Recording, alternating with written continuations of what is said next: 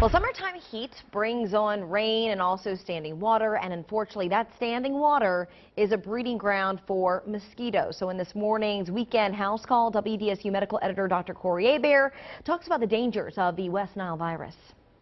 I know that you've heard that we've had our first cases of West Nile virus in this area, but did you know that 80% of people bitten by a West Nile carrying mosquito show no symptoms of the disease?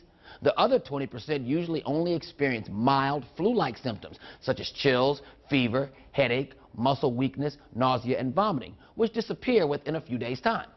It's the less than 1% of those bitten by a mosquito with West Nile that develop into West Nile encephalitis, a serious inflammation of the brain or surrounding tissues, which can last for several weeks and cause paralyzing neurological effects. Today I'm going to tell you what to look out for. Firstly, swollen lymph glands, which are the pea-sized oval glands in the neck, which often result as a normal immune system response with an infection like West Nile. The glands will swell in response to the body attempting to ward off the infection. Next, you can have a patchy red skin rash on the chest, back, or stomach. The rash may sometimes be mistaken for measles because it appears like small raised lesions. West Nile fever shows itself as mild and flu-like.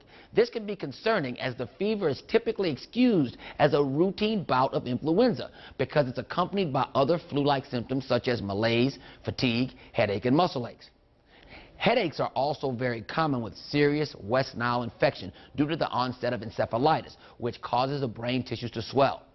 Because West Nile meningitis is spread by disease-carrying mosquitoes, the condition causes the lining that surrounds and protects the brain and spinal cord to become painfully inflamed.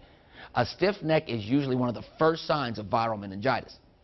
Disorientation with West Nile virus is very common among serious cases where inflammation of the brain occurs, resulting in a sleepy state where the victim becomes almost entirely unresponsive. Severe West Nile cases can lead to convulsions, shaking tremors, or seizures if encephalitis or meningitis happen to occur. And lastly, you can have paralysis.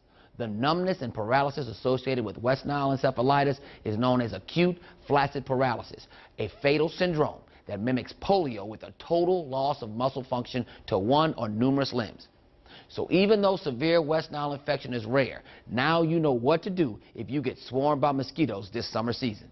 I'm medical editor Dr. Corey Hebert with your weekend house call.